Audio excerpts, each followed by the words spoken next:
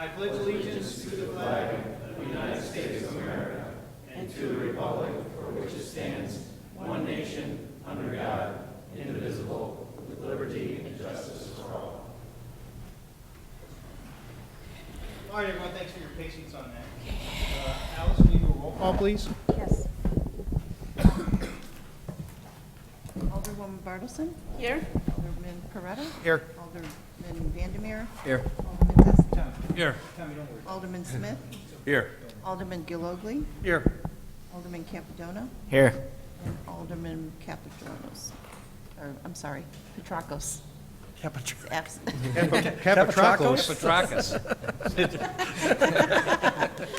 And That's a on. new name. It's for not being here. That's right. We congratulate Mr. Petrakos and his wife. They had a baby. That's true. Jim's not here because of his new Very baby. good. Is that why he's not I here? guess that's a pretty good excuse. Full Greek Good tradition, excuse. First word curse. right? Got a couple more to go. All right. Yeah, that's right. It's something to do in the first ward. I know. Yeah. Yeah. I see Steve, our police chaplain's here. Would you like to open us up? God, I just want to take this time to thank you for the beautiful weather we've been having this weekend, our great city of Lockport, and how we live in peace here. And I just call out that you would just help our police personnel, that you would give them wisdom when they go on calls, when they pull people over, that you would just keep them safe. And for our fire personnel, our paramedics, when they're on calls, that you would just keep them safe also, God. And that tonight that you would give our leaders here wisdom, and that you would have your way here. And I also just ask for a little help in LA tonight. Our cubbies need it, and we're getting a little nervous here. Just thank you. In God's name, amen. Very good. Well, I want to, we're going to have the Maloneys come up here in a second, but we'll wait for Tom to leave because I don't want them to be interrupted. I could say this, I was at ICSC conference today. It was a good conference. This is where the retailers are. There's 5 junior anchors now that are lining up. I think they're very close. It's kind of like herding cats. And then we had interest from one of the big boxes that had kind of went by the wayside, but they had a meeting they called for us today. So there's a lot of good, positive things going on. So it's, I know it's maddening. It takes forever. And it always seems like there's something that throws a wrench into it, but it's slowly coming together. So I think it was clearly the most productive ICSC conference I'd been to in the 3 years we've been going. So good stuff. And I'll tell you what, it's directly because of the things this council's done.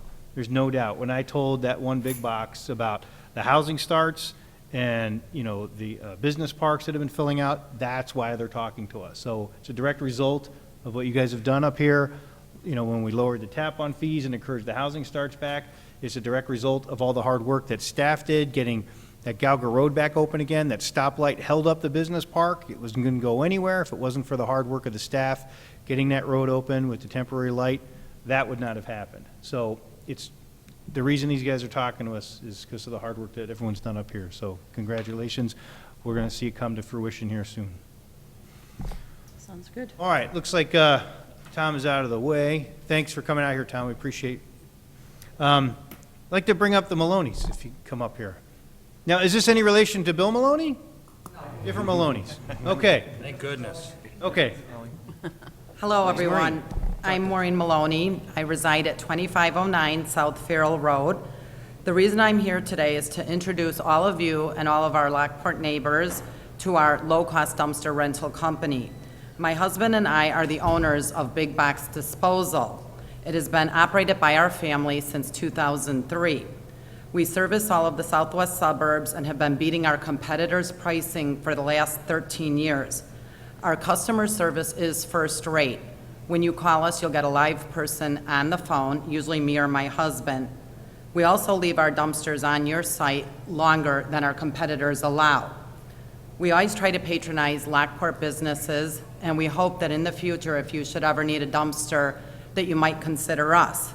Not only because our pricing is very good, but because we live in Lockport, our children went to school in Lockport, and we are your neighbors. Thank you. All right. Thank you, Maureen. All right. Oh, I'm going to make I know I read this proclamation last meeting because I wanted to get it out there before our library week started. But nobody from the library was here, so we felt bad. So we're going to read it again, because it's so good, Scott. All right, so we're going to do Friends of the White Oak Library District Week proclamation.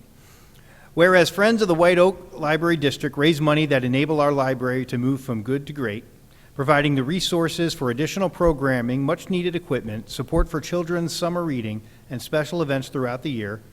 Whereas the work of the Friends highlights an ongoing basis the fact that our library is the cornerstone of the community, providing opportunities for all to engage in the joy of lifelong learning and connect with the thoughts and ideas of others from ages past to the present. Whereas the Friends understand the critical importance of well-funded libraries and advocate to ensure that our library gets the resources it needs to provide a wide variety of services to all ages, including access to print and electronic materials, along with the expert assistance in research, readers' advisories, and children's services. Whereas Friends' gift of their time and commitment to the library sets an example for all in how volunteerism leads to a positive civic engagement and the betterment of our community.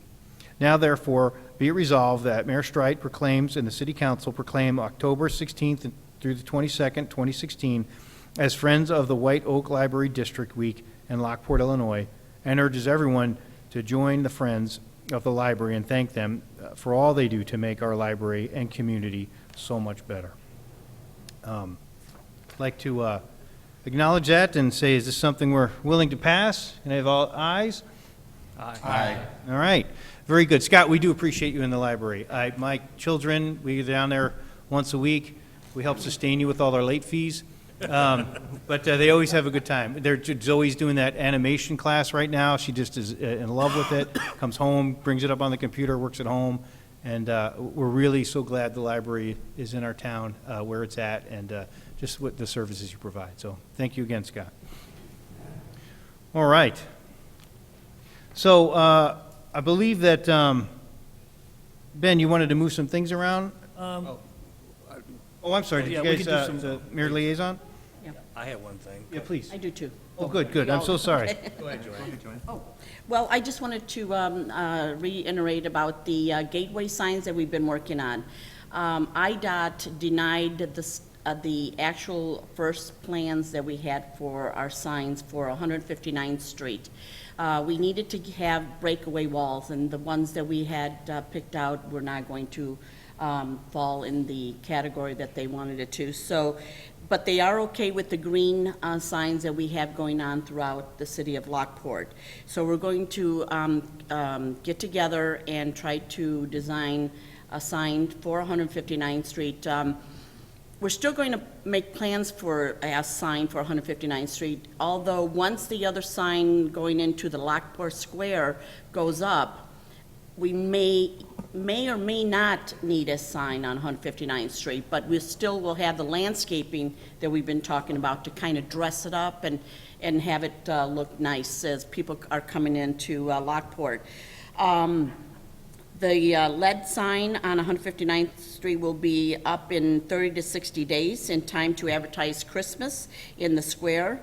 Let's see, and we'll see how that looks and decide if we want an additional sign on the median at that point. We budgeted $50,000 next year for beautification entryways, and if budget approved, we can start trees and plantings and green sign on 159th median in the spring. So we should have enough funds that we can get started. At least you can start seeing something happening on 159th Street. But it's not out of the question that, we're not going to have a sign. Is people come in to say, welcome to historical Lockport. Okay. So, okay? Well, thanks, Joanne. Thanks for staying on that. Then I have something to go along with the mayor's vision of doing something on Veterans Day. We ended up setting up a Veteran Day event right here in City Council chambers. It'll be on November 11th. I believe that's a Friday, 10 a.m. right here in council chambers. You have a gathering. I'll talk to the veterans. We already talked to the VFW, the American Legion, to honor, a lot of the guys. And then, of course, with Bill Maloney's help, too. So November 11th, 10 a.m., third floor, City Hall. Right on. And I'm going to have a gift certificate to the public landing, and it's going to be awarded to the veteran who could tell me why his service is better than all the others. So, yes. I'm serious, man. Again, what time was that? All right, anybody else? What do you got, I do. Darren? Last Thursday, I attended the 76th Annual Illinois Fire Safety Alliance luncheon. The city of Lockport was received one of 6 life safety awards. This is what we received. Nice heavy crystal, says City of Lockport Life Safety Award, City of Lockport, October 13, 2016. We were the only community to receive such an award. We received the award for the code compliance grant that I believe we passed about 18 months ago. That was the grant where they came out of a conversation I had with Ben about we need to do something for sprinklers within the downtown area, make these buildings compliant, because that seems to be a problem, because sprinkler system could be anywhere from $20,000 to $100,000 to sprinkle a building. That idea was then handed over to Pam. She did a great job, and it came up with the code compliance grant. So I sat with a number of fire chiefs from northeastern Illinois. A number of the fire chiefs were very interested in what we did and how it could be applied to their communities. So it's a pretty big deal for us to receive such an award. It's a big deal. So I'll pass it around. It's very heavy. So Very good. Thanks for that update, Darren, and being able to attend. Anybody else have anything? All good? Okay. All right. Ben, did you want to move some stuff around? Thank you, Mayor. We're going to stay with planning and zoning 1 and 2, and then we'll jump around a little bit, and I'll just call those out as we go around a little bit. Okay. Sounds good. So Pam can start. Thank you. This evening, my first item is ML Realty, and Tim Geisler is present this evening, is seeking approval of a final development plan for their building number 3, along with the associated final subdivision plat. I've identified the plans that are being considered this evening. The proposed site layout is in conformance with the plans that were approved as part of the preliminary PUD. The preliminary plan showed a building a little smaller of about 171,000 square feet on a 12.5 acre lot. The final plan shows a 181,000 square foot building on an 8.53 acre lot. The lot this evening is smaller because the detention areas that are located there to the south of there have been previously subdivided and platted on their own lots. I've identified some of the key changes between the plans. In several areas, for the lot sizes decreased, the building totals increased. There's been no change to the building orientation. Parking has slightly decreased. Truck docks have decreased. The Plan and Zoning Commission considered these requests at their regular meeting at the October 11th meeting. The applicant was present for questions. The commission identified a correction to staff's report regarding some square footage of the building, and then asked the applicant to install a sidewalk connection along the eastern row of parking on the west side of the building. By a vote of 6-0, the Plan and Zoning Commission did recommend approval of the plans, subject to 2 conditions. The first one, which staff is seeking, as well as the applicant is seeking, some direction from council. It has to do about installing a sidewalk connection to the front door or an additional sidewalk along the eastern row of parking on the west side of the building. I just want to note that that there is included already the standard sidewalk connection to the parking lot that's provided throughout the park, as well as very common practice throughout most of the developments in the city, commercial as well. So we would seek direction on whether or not the applicant should proceed with the installation of an additional connection sidewalk. The other item that will remain conditions of any approving ordinance is our standard and approved a financial guarantee for all public and private site improvements, as well as required engineering review and inspection fees. In addition to Building 2 and Building 3 are next to one another. When you look at the site plan, Building 3 takes its access off of a driveway that is shared with Building 2. However, There needs to be a cross connection easement that allows Building 3 to use that. So we're working with the applicant on making sure that an approved and recorded cross-access easement is provided for this purpose. With that being said, we would be seeking direction to place these requested actions on your November 2nd meeting for final consideration. All right. What's council's thoughts on the sidewalk question? Well, I was at the meeting, and this was a situation where I thought a couple of members of the planning commission overstepped their authority. It was a situation where something that they thought might be nice, might be great. The plans that were submitted by ML for this and all other development they've had out there, they've met all of our codes, our development codes, municipal codes. It's been looked by our engineering staff, the planning and zoning's engineer, our staff, and this number one with the site, it just needs to be stricken from the recommendations. It's totally inappropriate what a couple of members of the planning commission did on this. Well, I don't always mind another set of eyes and suggestions on things, Darren, but I think if it fits within our current zoning and codes, I'd be fine with it as it is without taking into consider those recommendations. But I don't mind when people speak up. It's all right. Anybody else have any other thoughts? All right, so probably just leave it as is without having to be concerned about the extra. Okay. Thank you. Is this something staff is recommending too? I mean, what staff's, No, staff did not recommend it. Staff was comfortable with what was proposed, because as I stated, that's common practice in that business park, and common practice really throughout a lot of other commercial developments. This was going above and beyond what was really necessary and needed. Okay.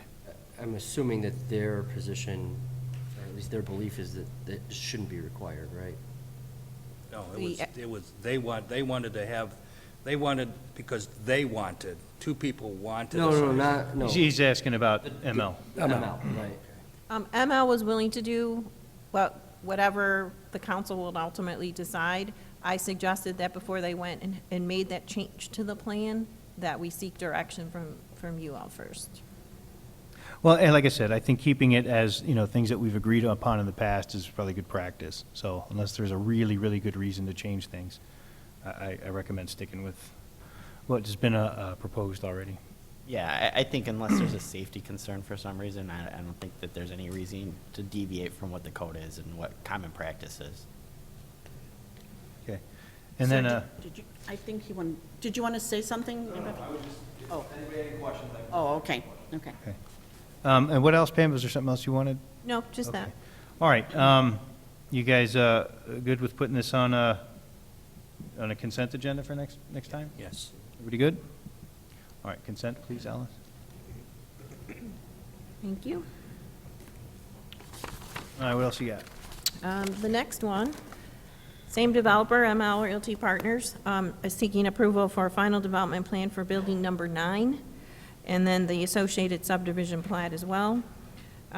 I have to apologize, the report that you received, the table that was included in my report is not the table that represents this project, so I'm going to just go briefly through what the highlights of the proposed plan are compared to the original PUD. The number of lots on the original PUD was 1 lot, and it included all of the detention. With the proposal this evening, there's 1 lot for the building, 1 lot for the stormwater management, which are the existing ponds, and then there's a 3rd parcel that you may have noticed on the plan, which is to be transferred to the city for a future well site, and that's as per the development agreement. The lot size is 19.83 on the original plan. Because the detention is being separated out, the building lot is 17.23 acres, the detention is 2.602 acres. The original building on the PUD was almost 300,000. This one's 293,790, so slight decrease. Sorry. The building orientation is the same. There's a little fewer truck docks than what was on the original plan, and a little fewer parking spaces. Again, the Plan Commission considered this at their October 11th meeting. The Plan Commission had several questions. asked about when they thought the park would be developed, because as we all know, it's going very quickly. Market conditions have been very good for this. What happens if more than 3% of parking is required, and this is based on, staff typically asks industrial applicants to provide a ratio of office to warehouse manufacturing of 10% office and 90% office warehouse. And because of the experience of what's going on in this park and a couple other buildings that have been built out there, the applicant feels comfortable that what's being provided, which is about 3%, is sufficient.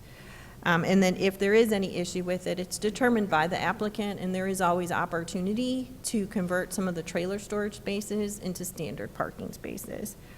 And then there was an issue about some grading lines that were shown on the landscape plan, but that was an error because of a CAD layer not being turned off.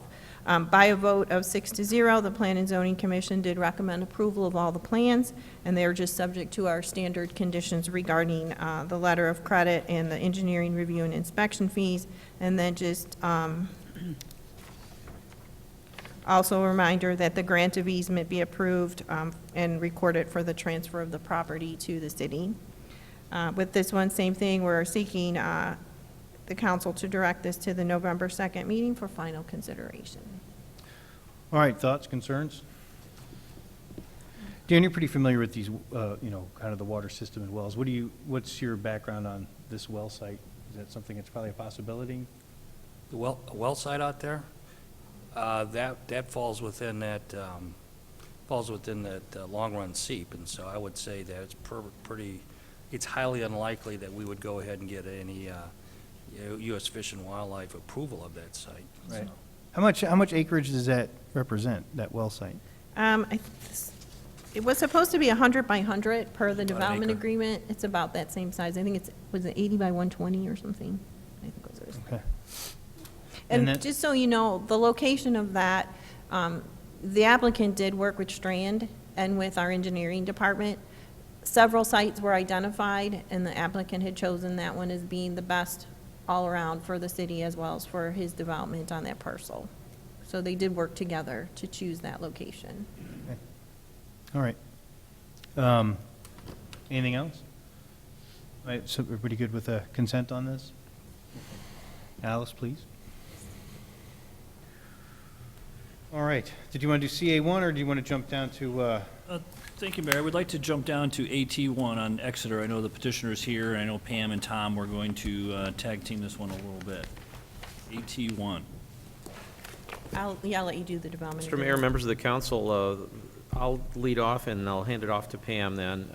This was before you in 1995 for the approval of a development agreement for the parcel that's located at the northwest corner of 355 and 163rd, I believe it is.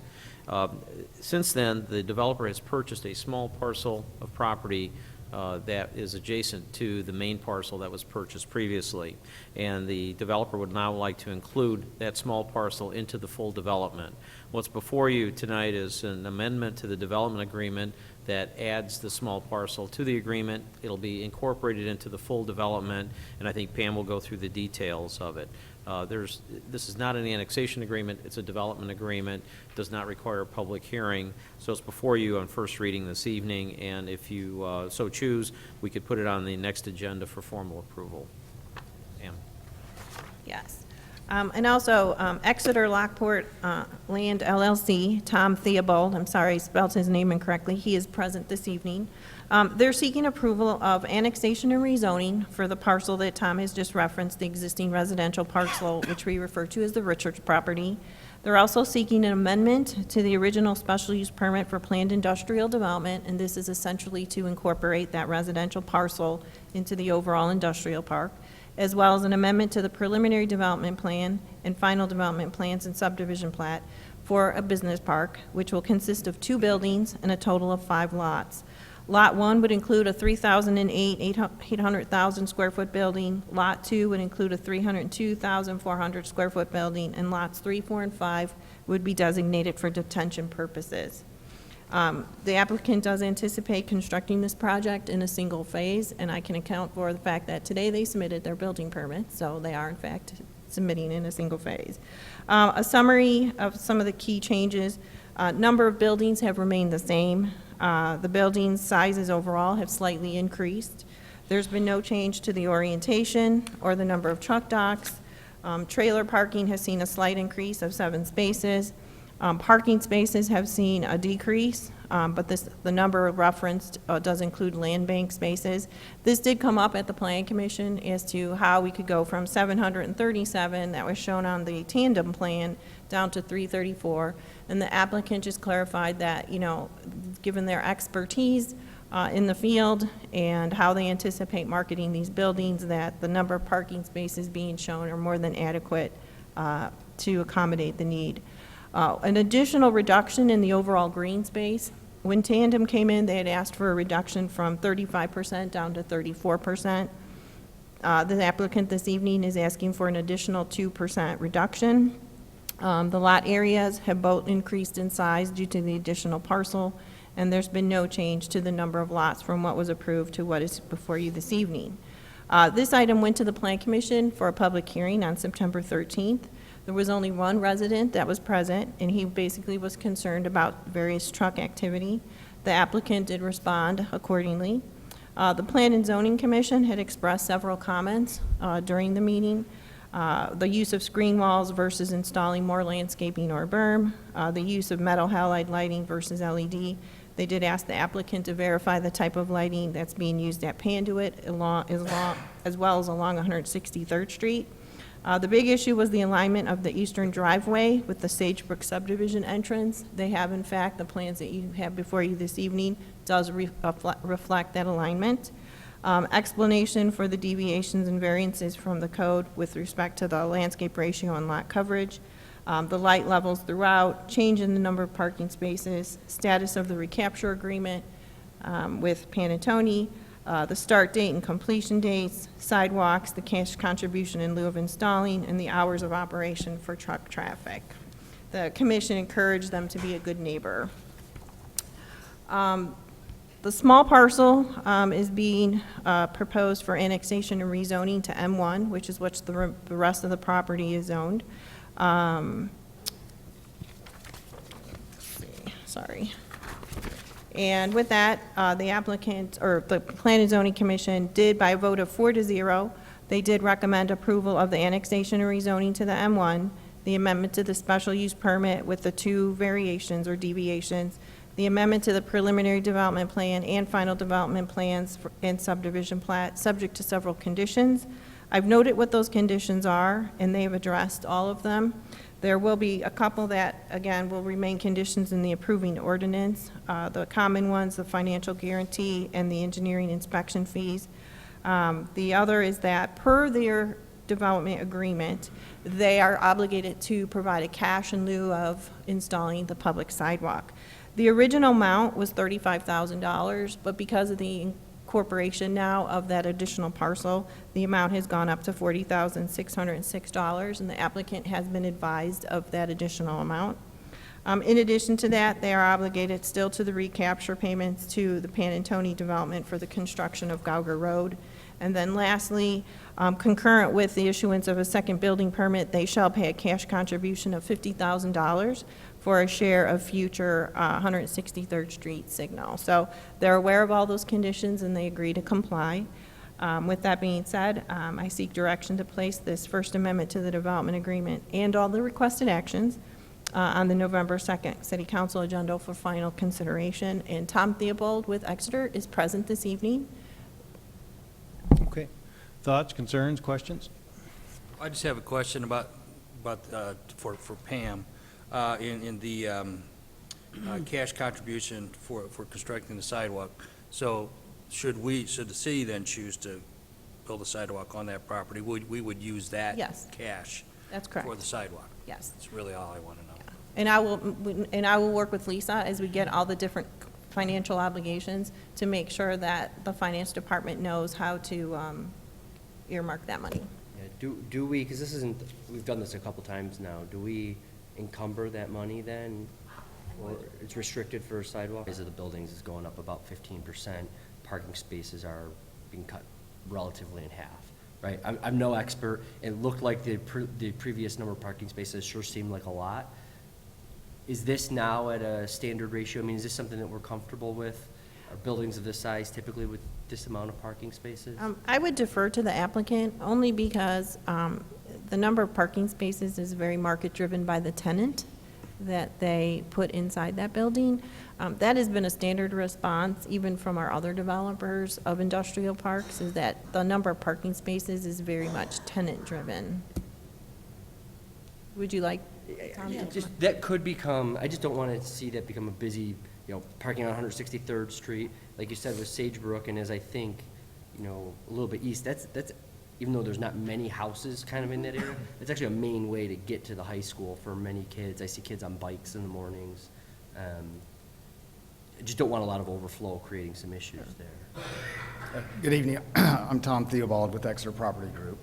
And to answer your question or to provide some insight there, the original development plan was prepared by Tandem Development. We since acquired the property from them, and as we acquired it, we recognized that, in our opinion, that was a lot more auto parking that was put on the plan that was going to be necessary. We have approximately 110 million square feet of industrial buildings across the United States, and we feel like we have sized the auto parking for this particular product, if you will, appropriately. Well, I guess what's the product? I mean, the product when Tandem was here was a little bit more of a business park. Are you guys seeing it differently now? We believe we're going to see very light industrial, maybe it's some light manufacturing, but primarily distribution.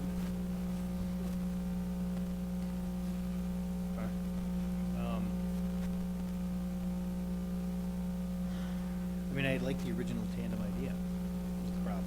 So when I hear reduction of parking, it's because it sounds like it's because you guys want to do, it's less people working there and just more trucks in and out. So that's been my concern here now. And tell me again why, because you said, Jason, you see a lot of people on bikes going through here. I don't live in this neck I of the wouldn't even woods. say a lot, but I drive through the area. Do they just drive down the center of the street? On the bikes? Yeah. Well, the reason I noticed it is because on Farrell and 163rd, there's really nowhere to go. It's kind of, it's an open bridge, there's room on the sides, but you'll see bike riders, like high school kids, just kind of on the shoulder, and there's enough room for them, but crossing over Farrell and going down 163rd, it's kind of not ideal now, but it's probably not unsafe at a stop sign.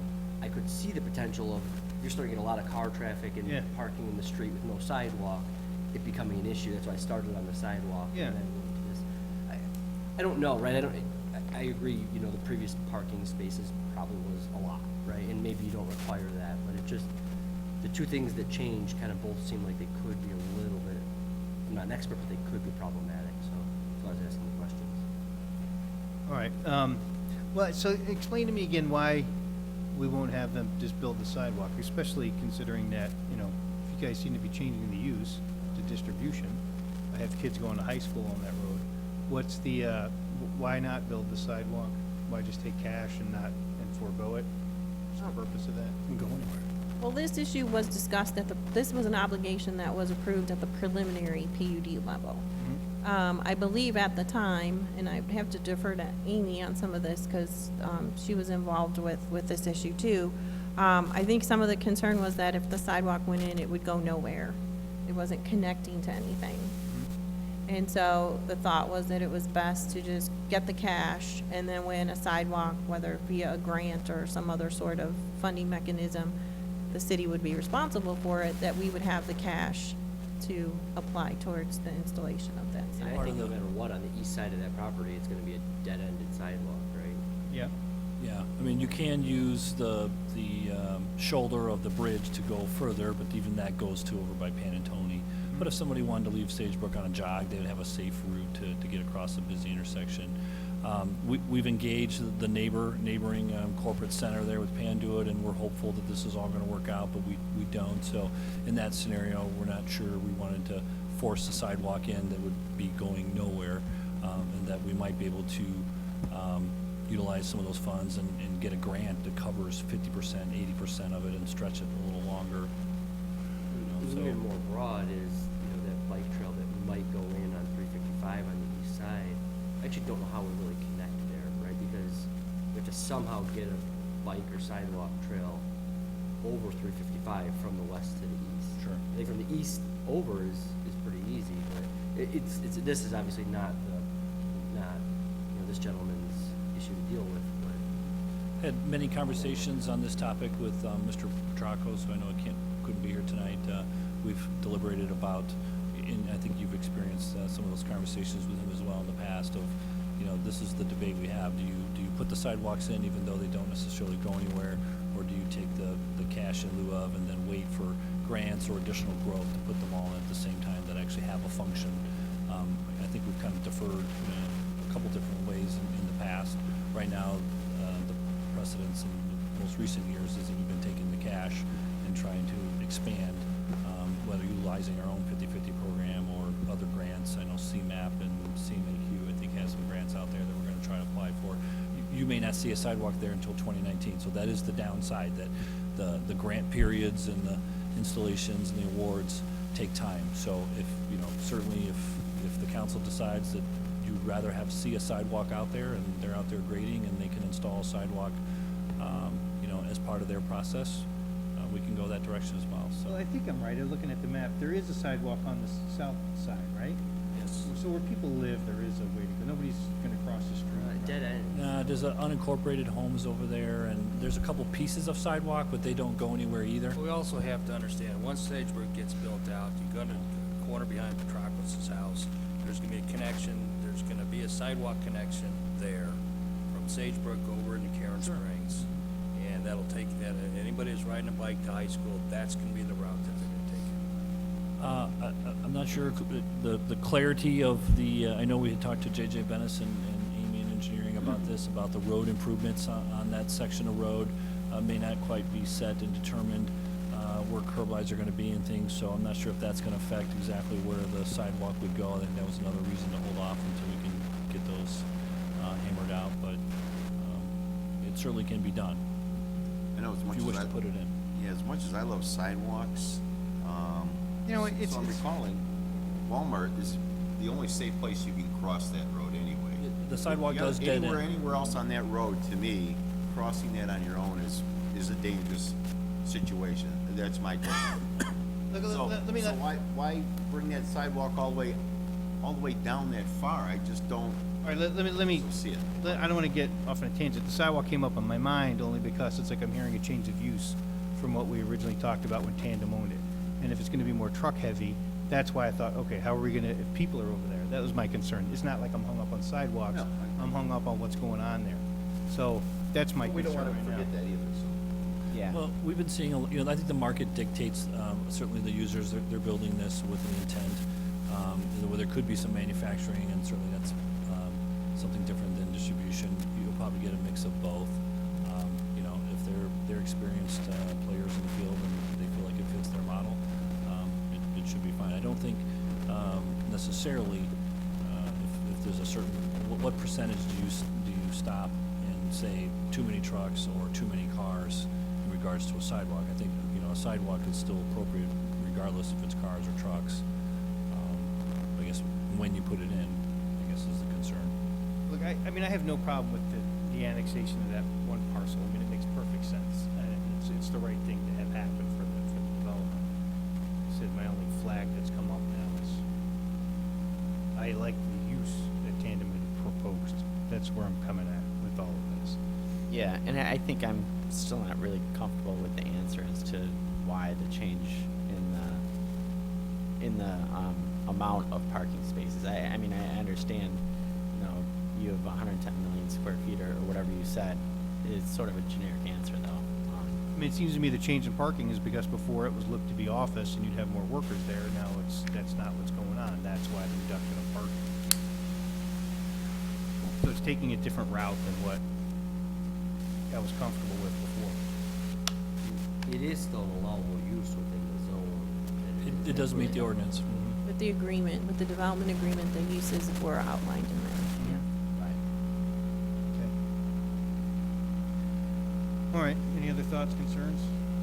I just have a thought on the sidewalk. If a sidewalk gets put in, then there's more motivation to start building more sidewalks so that it continues on. I think if we don't do something now, then it's just gonna stay longer without a sidewalk where people, maybe even bikers or whatever, can use a sidewalk. I don't know, in my opinion, I'd rather have a sidewalk so that way that gives us the ambition to continue and put in a sidewalk in the near future. I think you bring up a good point, Joanne. It's like, we can say that every time we build something like this, oh, you know, it's not contiguous, so let's not build it, but eventually, who even remembers that there's $50,000 put aside for a sidewalk here? In 4 years, unless Darren, who remembers everything, is still here, no one's gonna know that, and it just ends up having no sidewalk. Right, and that's why in my opinion, I think we should move on with the sidewalk. That way, that gives us, you know, a goal to get that other sidewalk in. That's my opinion. If I could just add one thing, the two parcels that are immediately to the east of the subject property, those are unincorporated, and the applicant has actually reached out to try to see about acquiring that property. It's in some sort of weird list that's like protected by the bank, and the bank will only take a message for interested parties to pass on to the ownerships of the trust. And there's not been a lot of response with respect to that. So those parcels are pretty sizable, and so if the sidewalk was installed, the sidewalk would just end at their property line. Correct, right. But as Joanne pointed out, if it's not put in now, probably never be put in. And the shoulder there starts widening up too. I mean, there's access to the sidewalk. But it's also, you know, for people that, you know, going back from Panduit and walking, it's, you know, I'm kind of with you, Joanne. I think we should just do these sidewalks. And if you've been working with Panduit, they seem very cooperative about extending that. I think we have an opportunity then to create a nice long sidewalk. People like sidewalks, you guys, you know, whether it's the short one or not. No They'd objection rather for the have the petitioner, so sidewalk. that's fine. We can do that. I disagree. I think it's a dumb thing to put a sidewalk out in the middle of a. I'm gonna do too. It's, And If you want to get in the, I can't go. let's not It get into goes, it. it goes Let's- all the, let's- it'll eventually Get in the go all the way sidewalk from the thing. Walmart at Farrell Road, all the way through. So, It would connect Panduit in theory to I-350. Nobody's forcing. or it would Bandit connect, hasn't said they're going to do it connects yet. this development over to the Walmart area. And so, Bandit said we will look. not into about it. They necessarily don't commit walking to it. They don't have the to. highway and stopping.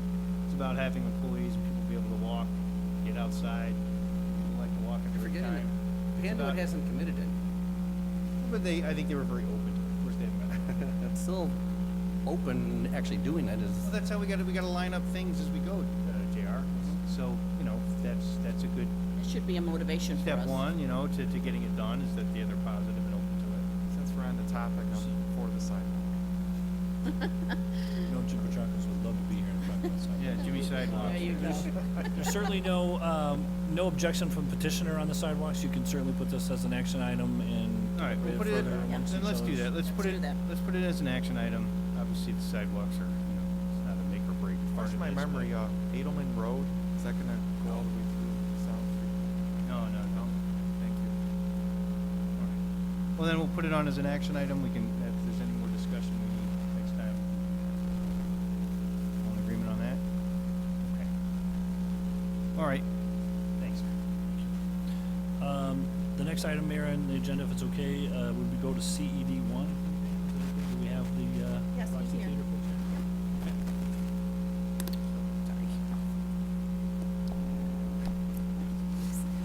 Yep, Trinity Services, by way of Ray Carmody, who is the applicant, is applying for a facade grant for the property located at 1017 South State Street, known as the Roxy Theater.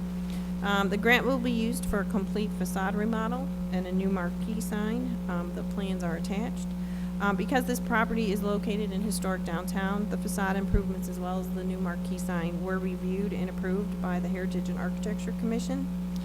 This was done on August 18th.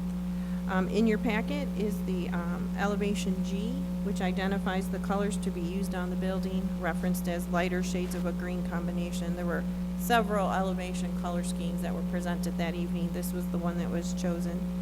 as well as the style and color of the new marquee. There were some conditions, though, to the elevations in that the purple spheres, which are shown on the plan, will become illuminated, so they project more of a goldish look, so it kind of matches with some of the features on the sign. The sign is going to be a manual changeable copy message board. There was some discussion about doing an LED sign, however, that was a little costly, so they kind of put that aside for right now. Trinity Service, though, however, is routinely represented by Rigsby Builders. I apologize for the incorrect name spelling. And they complete various projects for Trinity. The estimates that are included are having Rigsby Builders as the main contractor.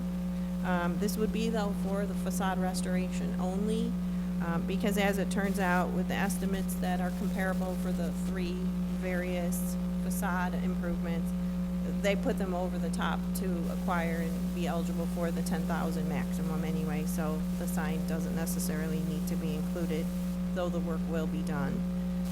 So based on the lowest estimate, which was 50% of $51,612, that's at $25,806, which again exceeds and pushes them to be eligible for the $10,000.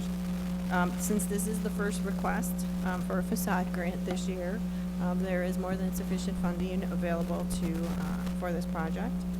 The applicant cannot commence work on the facade until the grant has been approved, and then the city will reimburse them after the work is completed, inspected, and the appropriate proof of payment has been provided. Staff is recommending approval of the facade grant in the amount of $10,000. The building is eligible and the work is within the scope, and Brian Rigsby is present if you have any questions. All right, thoughts, concerns? Yeah, Brian, we're all excited to see it happen, so. All right. I have no problem with the consent agenda. Everybody good with that? Yeah. Okay. All right, looking forward to it, Brian. Thanks. All right, jump back in order then? Yes, thank you, Mayor. We can go back to CA1. I've got an extension of a cell tower lease and the AT&T, which is actually through Crown Castle. This is a resolution number 16077 in your packet. One second. So this is the cell tower already existing at the Lockport Police Department. It's been here since 1996. It was a 25-year lease. Crown Council is representing AT&T and looking to extend this lease. Staff has been negotiating with them a little bit. The current one expires in 2021. They'd like to take the next extension out to 2051. That's a 30-year lease. We do have an increase in the rate proposed, which is about 18 to 20% increase, with also a 2.5% escalator each year. A key note is right now we have about 4 antennas in the area, or 4 towers in the area. Different towers get different rents, basically because of what's on them. Right now, there's only 1 tenant on this tower. If they add another a tenant to this tower, we would get 15% of those revenues as well. So we think with the market of whether it's T-Mobile or Cricket or whoever else is advertising out there that's going to grow, there's a good chance that we will obviously get additional revenues on top of these. They also have a first right of refusal, which is pretty standard in the contract. So they also offered a one-time kind of re-sign-up fee of $3,000. So the lease is in your packet. We've looking for authorization to proceed and put this on the City Council agenda for your approval. All right, thoughts, questions? Current one's good till 2021, correct? Yeah, and this would be a 30-year extension on top of that, so it would be 2051. And then we start receiving the new money actually. So in 30 years ago, 35 years, we'll say, well, what were they thinking back then? Well, So if it's 2021, we got a few years left to go, I know. they're starting to pay a higher rent early, and they'll pay the escalator earlier, so it's a win-win for us.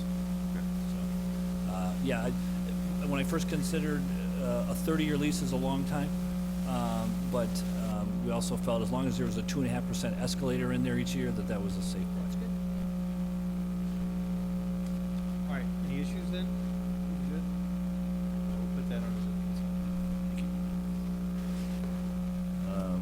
If you want to do the budget last and just get through a few of these other items, or? Let's get through the short items first. Yeah, okay. So the next item, Tom and I have been talking to the Village of Lamont. I think Tom was going to talk through this boundary agreement, which is Resolution 16076. Mr. Mayor, members of the council, in 1997, the city of Lockport entered into a boundary agreement with the Village of Lamont. It'll be expiring early next year, and Ben has been in conversations with his counterpart at Lamont, and the thought is to extend the agreement for another 20 years using the same boundary line that's been in existence, not making any changes, and basically continuing the cooperative relationship the city's had with Lamont over the last 20 years. What's before you is the same thing that we did with the Village of New Lenox earlier this year, was to extend the boundary line. Staff is recommending its approval. If you agree, we're recommending that you put it on the November 2nd City Council meeting for final action. Yeah, I have no problem maintaining it. Anybody have any thoughts? I do need to correct one thing. There's actually a 30-day notice requirement for extensions of boundary agreements, so that would put us into the December 7th meeting for action. So we would not have it on the next meeting. We would have to publish notice for 30 days and then have it come back to you at the December 7th meeting. Lamont will be on about the same schedule, probably their first meeting in December for final approval also. All right. You all good? All right, then, thank you. Keith, what is it?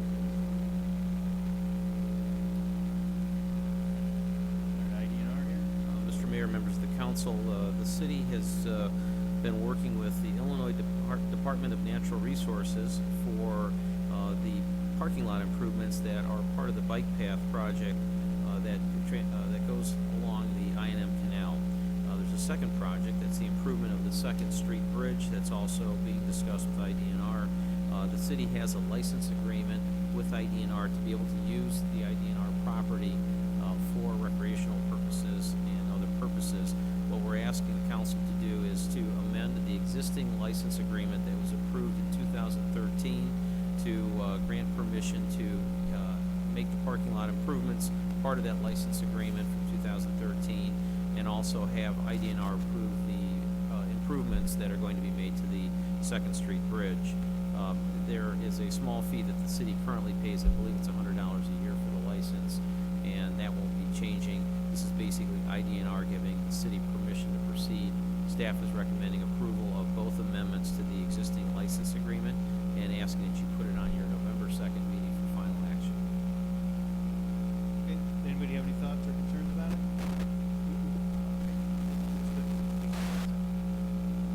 And Mr. Mayor and members of the council, next item I have for your review is a liquor license matter. There was a packaged liquor store at 1513 South State Street. The tenant went out of business in 2016. The owner, Mr. Pagano, was present this evening. The tenant basically left. There was some confusion and some miscommunication as to whether there would be another liquor licensee making a request to go into that space. In the interim, when that business closed, there was a request from another business on State Street, the State Street Pantry, about 3 blocks away from this site, to get the packaged liquor license that was previously assigned to 1513 South State Street. The liquor license was assigned to State Street Pantry, but because we have a numerical limit on the number of packaged liquor licenses, there would not be a packaged liquor license available for the former Ranch Liquors at 1513 South State Street. So in order for the mayor, as liquor commissioner, to issue a new license to a new tenant that Mr. Pagano would find, the council would have to create another packaged liquor license. Mr. Pagano would like to address you this evening and encourage you to consider it. We have discussed it at length. The mayor and I have discussed it with Mr. Pagano, and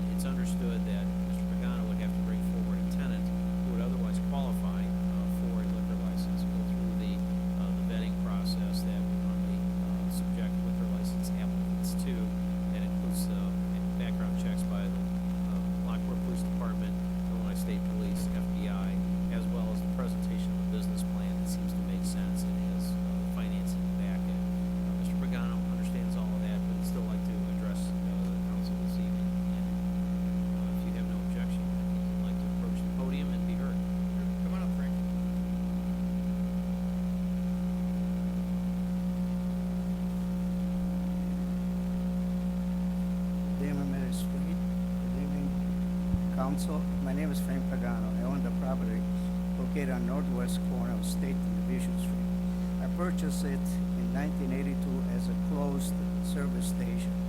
Added to the building a pizza restaurant and remodeled the rest of the building as a USDA plant.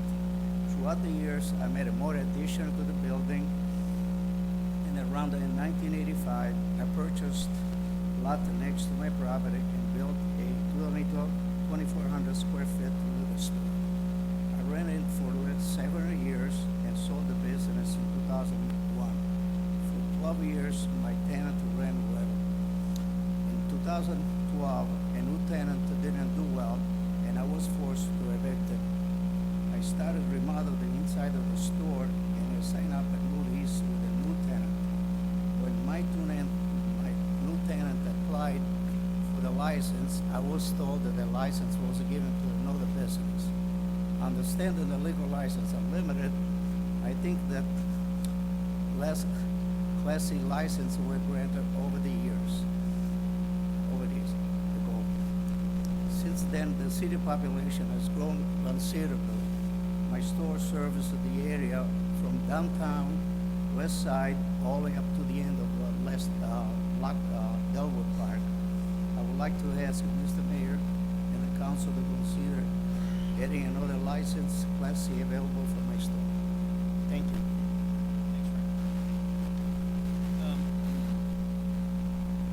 You know, when, I believe we submitted in writing, we asked Mr. Pagano if he wanted to keep the license. When was that we did that? That would have been in approximately the middle of May. Okay. Business closed probably in April, and then what we normally would do is notify the property owner, because the owner doesn't have the license, it's actually the tenant who has the license, and just letting the owner know that the license has been, is basically a free agent at that point, it's been released, and if he has another tenant in mind, then we would consider that, since it was previously assigned to that building. As I mentioned, there was some miscommunication, and the license was subsequently assigned after June 1st, which was the deadline for being notified, and to State Street Pantry. So I think the request is, if a bona fide tenant who otherwise qualifies for a liquor license comes forward through Mr. Pagano, would the council consider allowing the issuance of another package liquor license for this specific site? Can I ask a clarifying question? So the letter in our packet was addressed to someone other than Mr. Pagano, which I assume was the previous owner business. Business owner, the licensee. Mr. Pagano was also notified as well? He was copied on that, and I believe he came in, had a verbal conversation with one of our staff members, and I think that there may have been a disconnect at that point where the mayor may not have been informed, and I may not have been, I wasn't informed about Mr. Pagano's interest in having the license reserved for a future tenant in his building. It was our understanding, once June 1st came and went, it was a free license, and that's why it was assigned to another existing business down the street that wanted to go from a beer and wine license to a full package license. I think it's fair that if Mr. Pagano has a reputable business that wants to come in, we take that under consideration. But I also don't know that we necessarily just increase the number. Well, a little backstory about this. I was involved in discussions with city attorney, city administrator, and mayor. When there was some confusion, I've also spoken with Mr. Pagano and his wife on 2 occasions. I wasn't aware, and I was the advocate for State Street Pantry getting this license, okay? And they did get the license. It wasn't until August that I got the clarification from Mr. Pagano that there had been some confusion, and my thought process would have been completely different had I had the prior knowledge. And the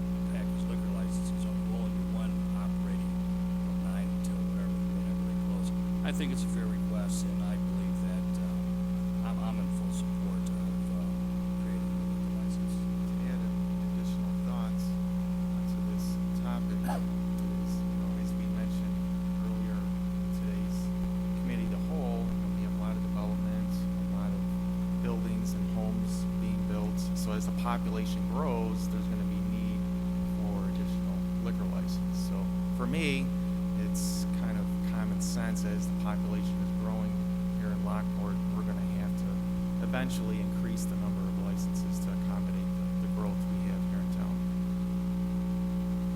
So I guess my confusion is there someone already that would like to go into your space that needs a liquor license? I guess that's what I'm not quite, totally. Frank, if you don't mind, can you come up to the microphone?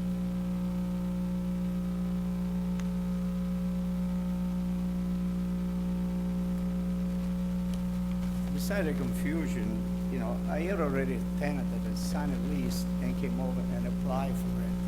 But it was turned down because there is no Class C license available. So the only availability was just beer license. If I want to run a full, liquor store from 10 o'clock until midnight, selling just beer and wine, the tenant that I signed off, he turned it down. He says, I cannot do that. I had all the inquire about it, but with the premise that it would take a full license. The license doesn't come direct to me, it comes to them. But if there's no license available, I won't be able to rent the place. The place has been remodeled already 6 months, and it's been empty since then. Well, I have a few thoughts. One is, I think it's a misconception that Mr. Pagano's liquor license is given to somebody else. I mean, we have a code and we have so many liquor licenses, and that liquor license was no longer being utilized by a tenant, and there was another applicant, and they fit the criteria, and they got a liquor license. There have been other people that have asked me if they could get a liquor license. So I think we need to take a look at how many liquor licenses and how many different class types we as a city want, because this is a zoning issue. So we need to make that determination just on a case-by-case basis to say, well, let's increase it for this one. I don't think that's a fair way of doing it. I think we need to take a look at how many we need, because there have been other applicants that, well, not applicants, but other businesses that have asked me, for example, Walgreens. So to say on this specific case, well, we're going to increase it for this one, but only this case, I don't think that's a fair way of going about it. I understand that there was some confusion, maybe, but we have a specific number of liquor licenses, and that's the way that it goes. Well, to address that, I asked the former city attorney that very question, or that very thought process 5-6 years ago. And his comment at the time is that liquor licenses, what the city of Lockport traditionally done in the past here is that as people come online, and there will be a specific license, would come to the city council, create another license.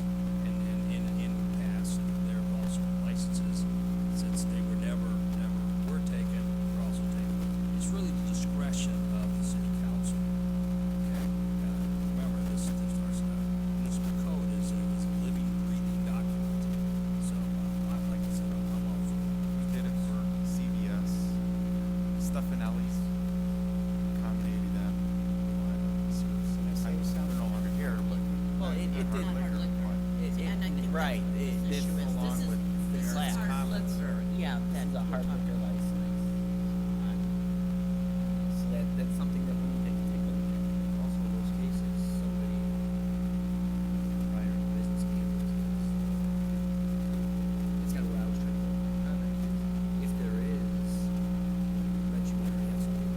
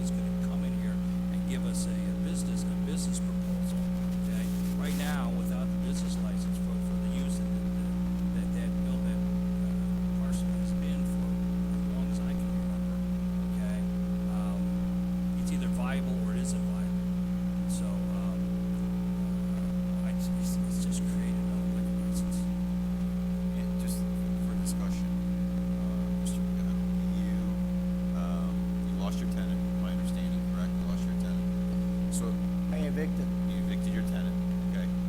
So, I guess my question is to our city attorney would be, how long do we hold that license for Mr. Pagano's store? I mean, what is the reasonable amount of time allow him to hold that?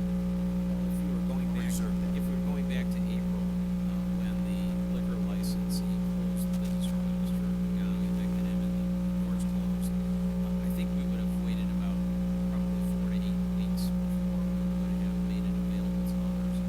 Just as a courtesy to the building owner, we waited to see if the building owner wanted to have another licensee come in there. I think what you're being asked to do tonight is not create the license tonight. You're just being asked, are you amenable if Mr. Pagano brings a viable tenant to the mayor in his capacity as liquor commissioner? Would you be amenable to opening up the ordinance and creating one more package liquor license? And again, I think we would only bring it to you if the mayor and the staff thought that the tenant Mr. Pagano would bring forward has the right background. Already met, we've discussed that, we're on the same page. The mayor's expectations are, we have one now. And that's, I think, a couple things that are today. One, I too, Frank, if I had gotten this request of the liquor license after we had sent the paperwork out, I of course would have helped them. But I had been petitioned from State Street Pantry, probably you two, Darren, for years, actually. If the license ever opens up, could they take it? So, yes, once I thought, no longer needed across the street, we gave it to a different petitioner. So the next question then is, I understand the population growth, and I think that's true, but we're putting two package liquor stores almost across the street from one another. It's not like we're opening a package liquor store, in a different part of town where a lot of population growth is. Which if that were the thought process, just population growth, that probably would be, think about where it's going to be placed instead of putting two on top of one another. That said, even Frank, I've already met with you once. You brought in a petitioner. I told you, I said, if you feel like there's a person that's the right fit and has the right background, I of course would go to council with it. So I still stand by that. I don't necessarily feel like it's the right thing to create a liquor license and put it out there, but you bring the right petitioner and we can come back here and talk about it. I think that's the right way to do it. Should be able to have that potential tenant here at the first meeting in November, where he's going. It's a catch 22, I'll be very selective, it's gonna take me some time. See what I can do, but I wanna point out also, the liquor license that went down the street on Cross Street, it closes at 9 o'clock every night. It's not a full stock Class C liquor store, it's a convenience store. I'm a Class C full stock liquor store, all up, open until midnight, 7 days a week, or 11 o'clock on weekdays. It's a different area. Understood. Okay.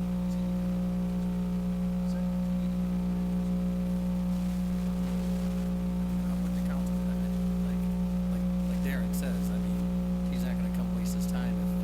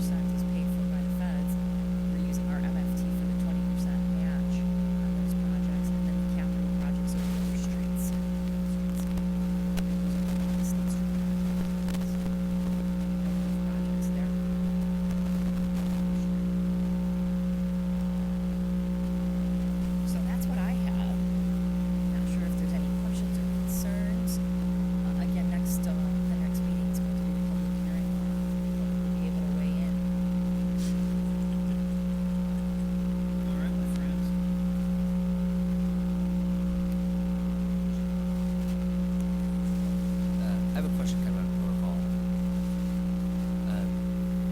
So we do the budget, and I think this is a good budget, right? This is the, they say that this is a great job. Budget is what it is, right? It's guidance for next year, the way we operate, that's all good. But when it comes to things like capital purchases, you know, if the chief wants to buy a car, or if Joe wants to buy a dump truck, it goes in the budget, they come bring it for us. And we have to spend. I really think we should do something like that. Anywhere else, any, you know, non-public business, you know, right, we put budgets forward, we say we think we're gonna need 6 heads, but still, before we hire the heads, we go and get the final, say, hey, you know, we budget for it, and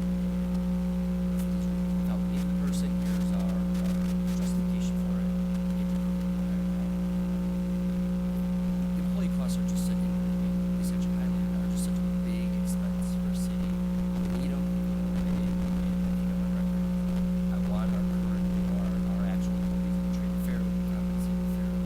But with that, I also want to make sure that we don't have too many, and it really sets the city up for a lifetime of expenses. Salary, IMRF, insurance, all that gets expensive over time. So I do think that there should still be some sort of check in place before. It's fine to put in the budget, and I think the ones that are in the budget with some reasonableness make some sense. I'm not objecting to anything specific, but more of a procedure, I think.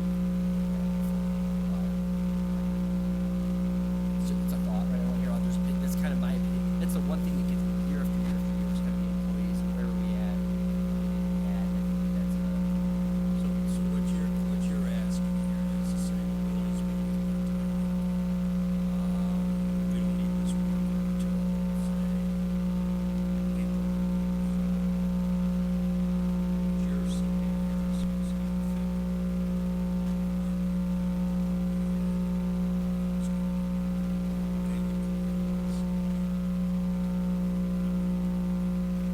to me, that's the future. It's kind of guidance stuff and some guidance in place. Understanding behind it, essentially. And things change too, right? Whatever it is, whatever the reason we think it is this year, it might be different in June of next year when we go to hire someone. Just kind of my thought. I don't see any harm in it, so. Sometimes it can be really informal, right? I mean, if we have 3 police officers, whatever, next month, the chief could put through a memo, we would pay for that for police officers. But he doesn't need to be there. There are some that we might want to talk to more about, but my goal isn't to kind of be obstructive here. I think as far as process goes, it's fine. I mean, we're looking at 3 people, it's not like they're budgeting for any ads. I think, I feel pretty strongly that we need to get our director of public works out there. Is the building maintenance part-time worker, and we reassess that later, or when Ben comes to us with it? I think we've had a precedence where key personnel, department heads in particular, have come before council in the past, whether it was military or whatever. Certainly, we can extend that to all personnel. It's certainly no more than justification the council will have another discussion debate before it's done. We would do that in advance of posting. We would want the council approval to expend those funds. That's not So I have a question, Lisa, on things, and that has to do with as we draw down reserves. There comes a point where we want to be able to keep some money in the bank. And I think you mentioned this to me briefly, and I was wondering if you could help guide us a little bit, Jason too, because I can trust your opinions on this. As we get to a point, instead of drawing down reserves to 0 for capital projects, that we stop at a certain point so that we make sure we have money in the bank, and then we begin to look at paying for capital in the future through bonds. That way, if projects go over, then we don't have to panic and say, I have no more money in my savings account, essentially. So we could essentially have, so I'm trying to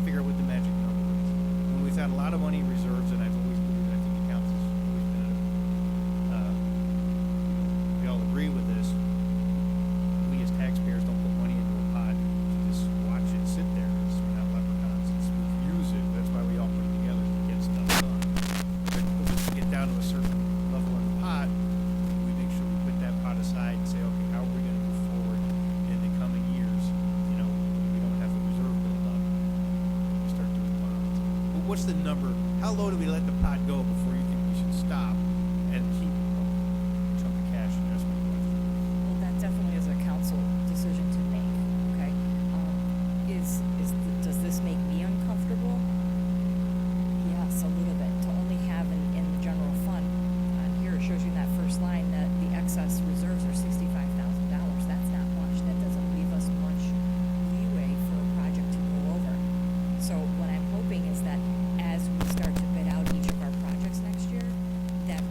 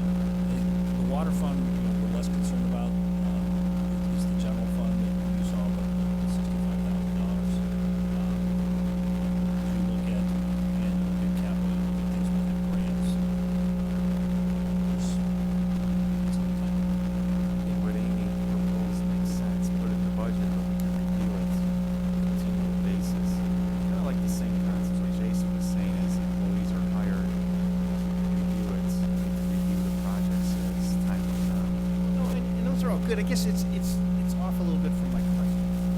My original question is, we have been able to do a lot of capital because we've had money in the reserve that hadn't been spent.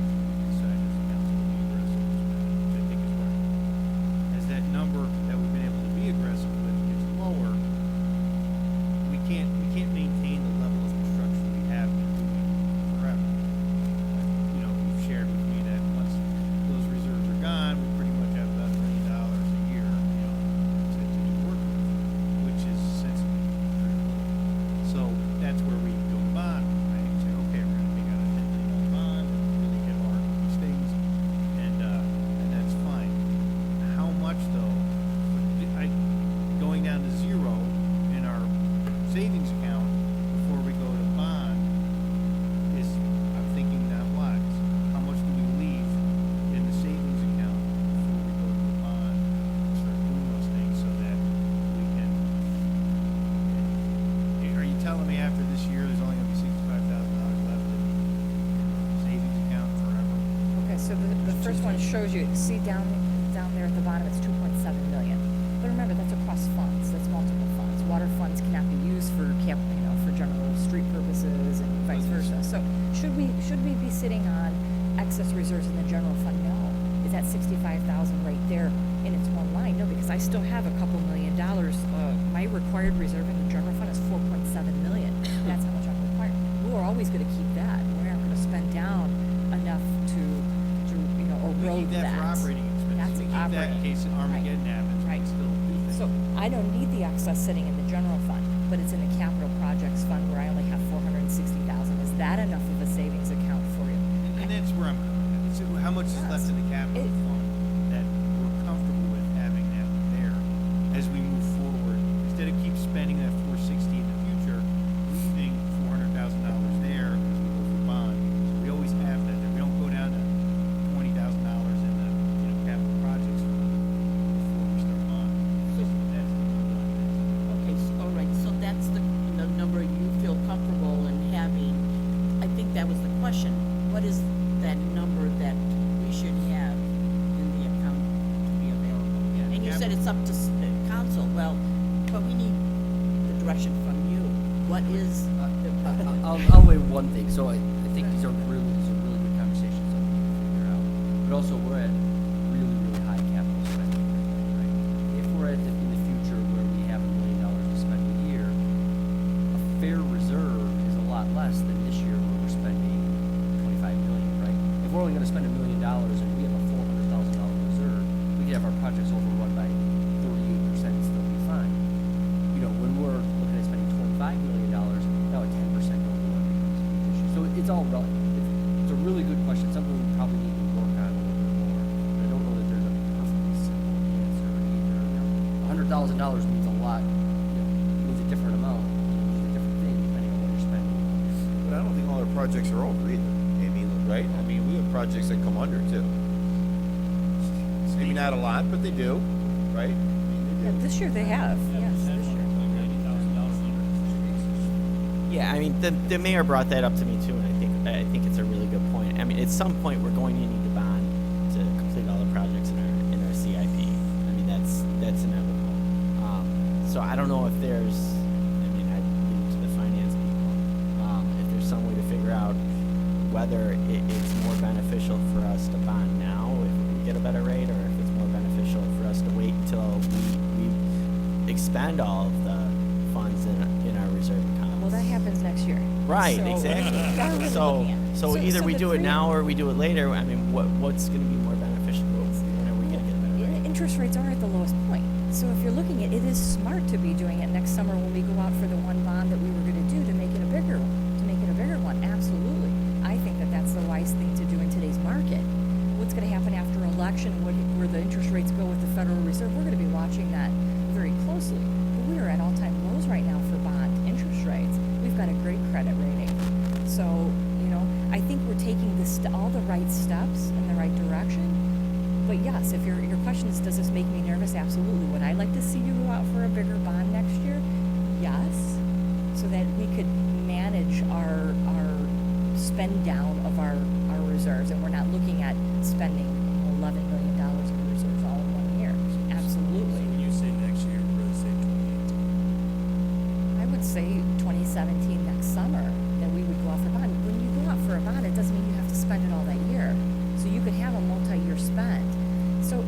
projects that I shared with you guys, I did a 3-year project, and it took us through the rest of our CIP, accomplishing everything. So I identified what projects we could do in 17, 18, and 19 based on the revenues we had. And then I identified for you all the projects that were left just in the CIP, not anything that's been identified outside of it, but what has been identified in the CIP. And there was another $10 million. That's the projects that have been identified in the CIP that have yet to have a year put on them. That's what we're looking at. So yes, I do think that this conversation needs to ensue maybe next summer before we go out for a bond and making that decision. Don't forget, we have a $10 million bond that we'll be paying off, and so we will have that payment come available. And there are refinancing opportunities where we can rebond early and kind of start before. We have a- There's a lot of things you can do with the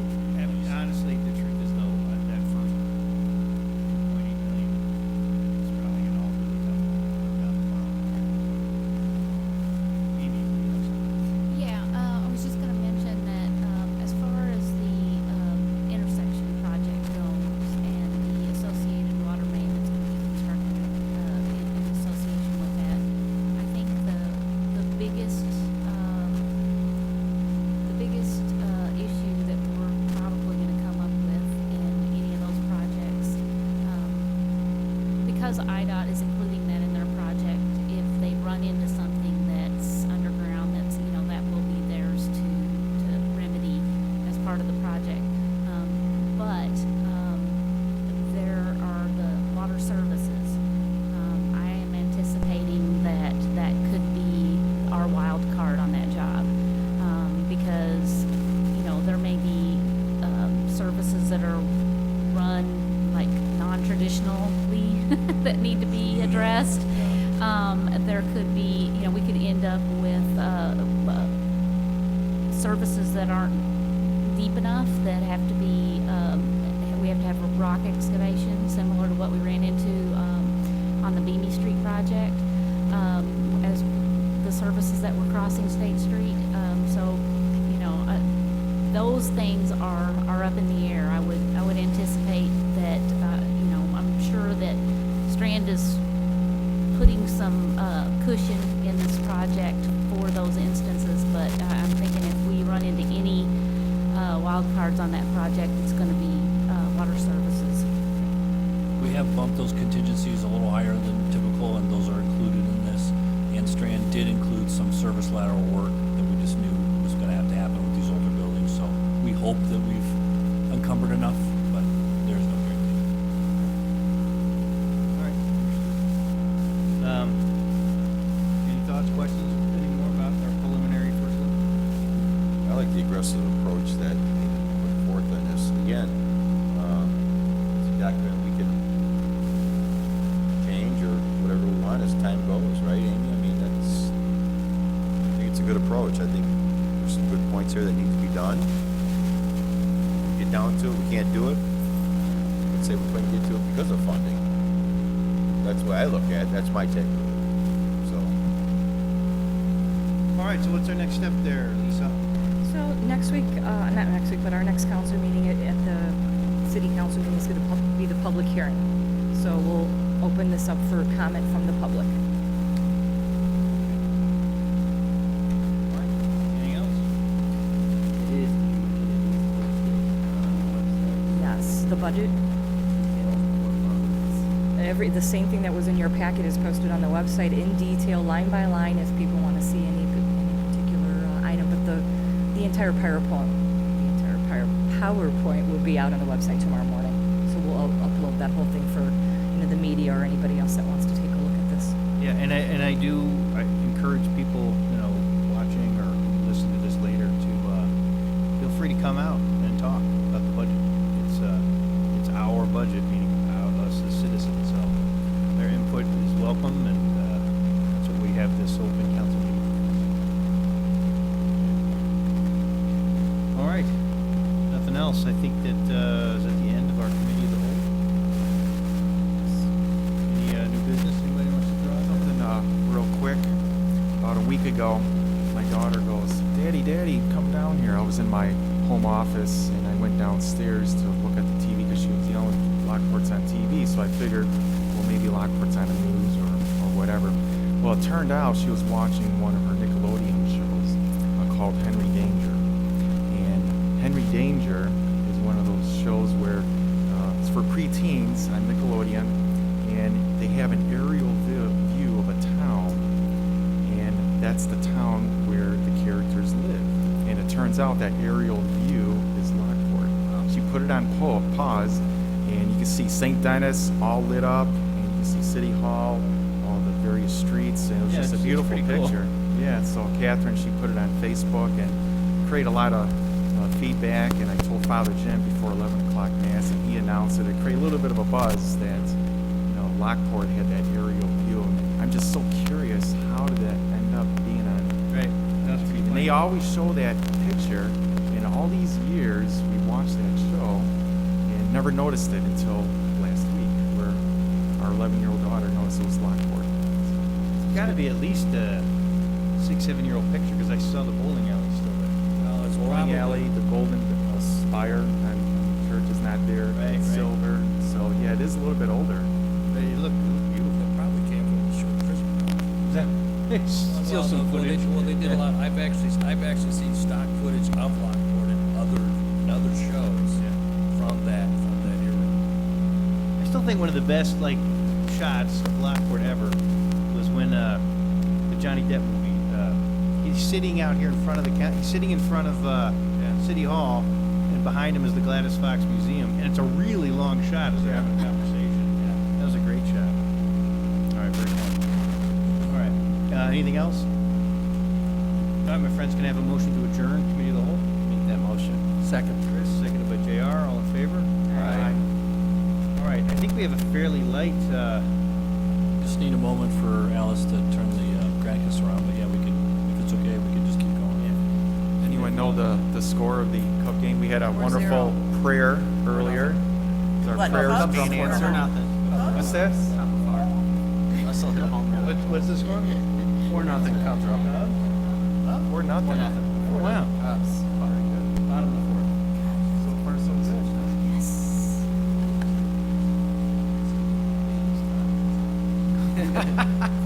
What is that? Oh, oh, is it tied? For real? Is that what they're saying? Oh, no, not really. 0-0, yeah. Okay.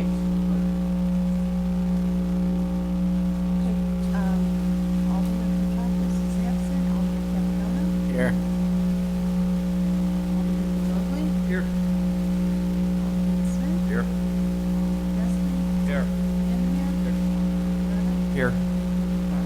Here.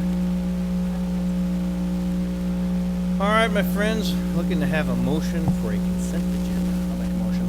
JR, Second. seconded by Joanne. All in favor? Aye. Okay. On the consent agenda for today are the October 5th regular city council meeting minutes, the October 5th committee of the whole meeting minutes, our payroll period ending October 9th, approval of various bills, the wastewater treatment plant capacity evaluation,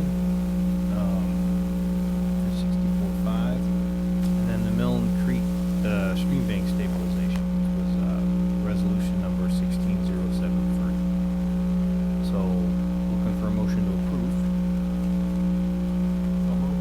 Second. It's